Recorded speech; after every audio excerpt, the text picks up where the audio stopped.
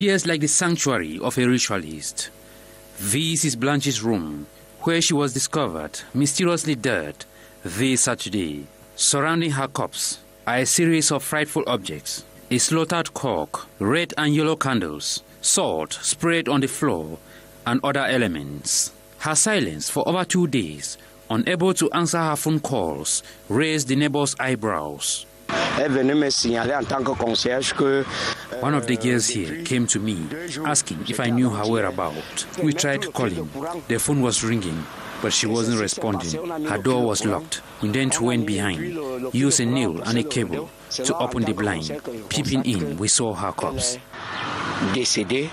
But on the night of her death, Thursday, breaking Friday, the caretaker and the campmates say she had a long night with a certain man of God.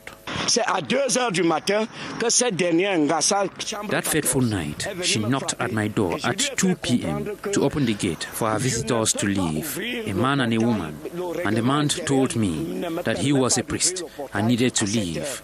I told Blanche that I'm opening the gate at my own risk because the internal rules prohibits the opening of the gate at that hour of the night.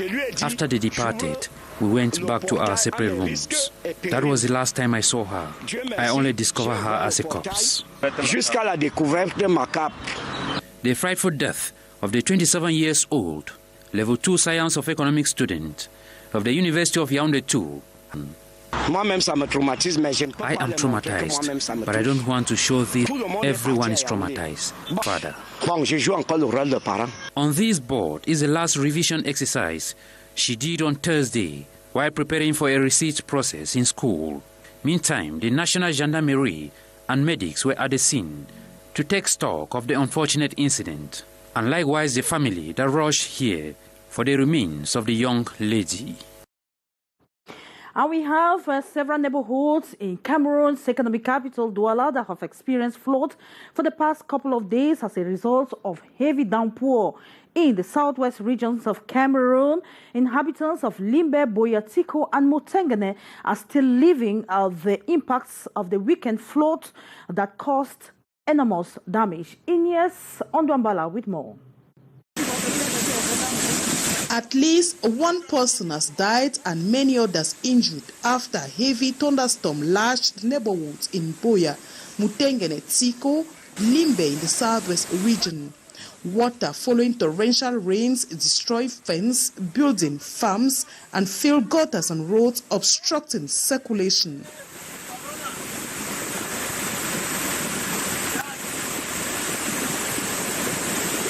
Traveling from Tiko subdivision gateway to the southwest region to Douala was practically impossible as vehicles were trapped in flood along Likumba-Muselele Highway.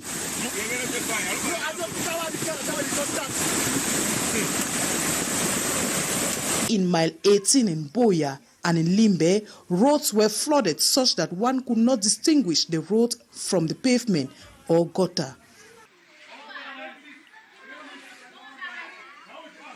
The weekend torrential rainfall in Limbe left neighborhoods such as Newtown, Downbeach, Church Street, and Motowo in sea of water with untold consequences on the inhabitants. And as we talk about floods, experts have warned of an imminent ecosystem collapse as mangrove destruction along the Vori coastline continues unabated. The difference between land and sea is degrading, with resultant consequences like the flood, erosion. What used to be a productive wetland has now been reduced to a marshland, overtaken by the invasive species, the raffia palm. The rate at which Rhizophora rasmosa is being harvested in Cameroon is so alarming, and it takes almost 99 years for a tree to have almost a diameter of 50 to 100 centimeters. So Douala before was not as hot as this, and we have a lot of climate change, a lot of floods.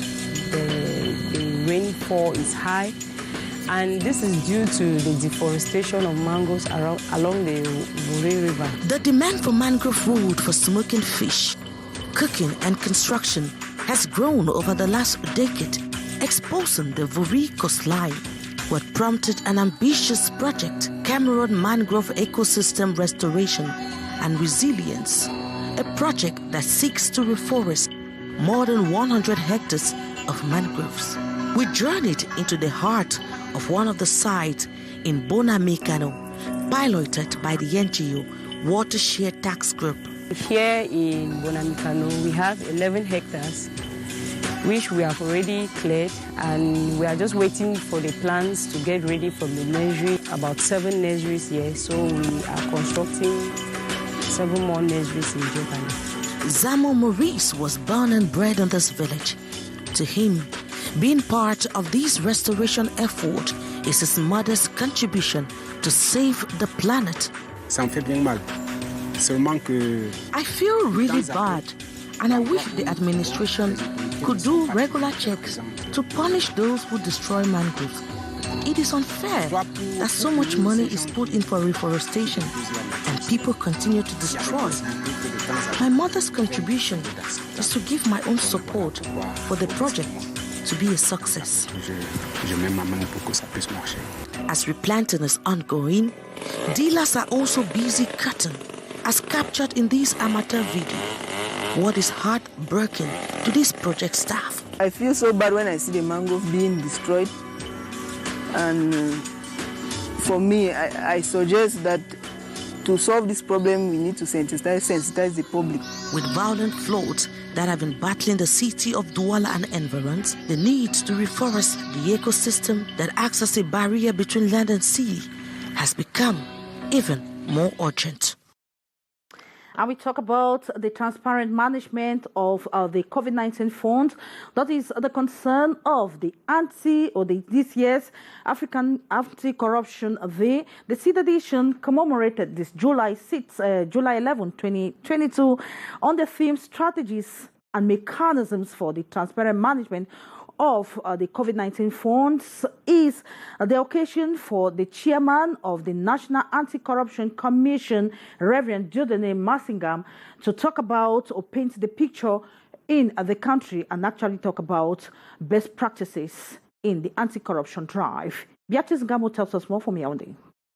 Since the outbreak of COVID-19, response efforts have constituted great challenge in African countries. The media has been rife with news of corruption, theft, misuse, mismanagement of procurement of COVID-19 supplies and other risks. The pandemic, the process is in progress.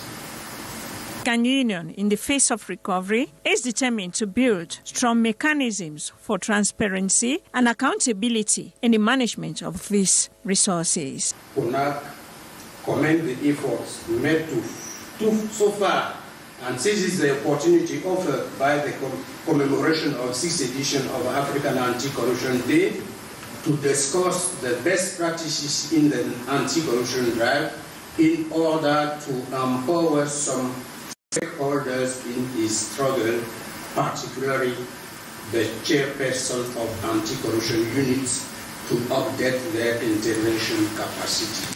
This African Anti-Corruption Day occasion for all anti-corruption stakeholders to reflect and dialogue on strategies in place to beef up the fight. And so, this appeal by the chairman of the National Anti-Corruption Commission, Dieudonné Massingam, for Cameroonians to stay focused. By reporting acts of corruption, they may witness or be victims. Announcing an upcoming training on Commonwealth anti-corruption benchmark to hold from the 14th to the 15th of this July in Ebolova. And it is with that report that we wrap up this edition of the Primetime Newscast in the English language on Canal International. The French edition will be yours at this 9h50 with Alain Ghislain Kanga. Up next is the Brief du Sport with Marc Chouamo. I will be yours same time tomorrow, God willing. Bye-bye.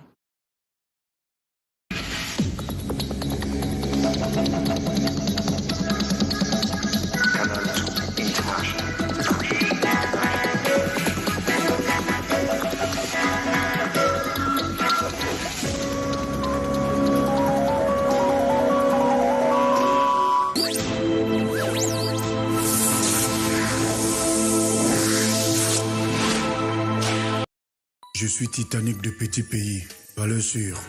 Tout petit, je rêvais être avec des grands. Et pour être avec des grands, il fallait travailler.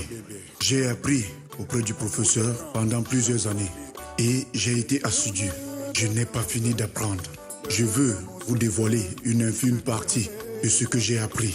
Je l'ai voulu émotionnel, langoureux, sensationnel, mais surtout digeste. Alors, je vous offre Champions League. Champions League, c'est pour vous, pour vous, pour vous.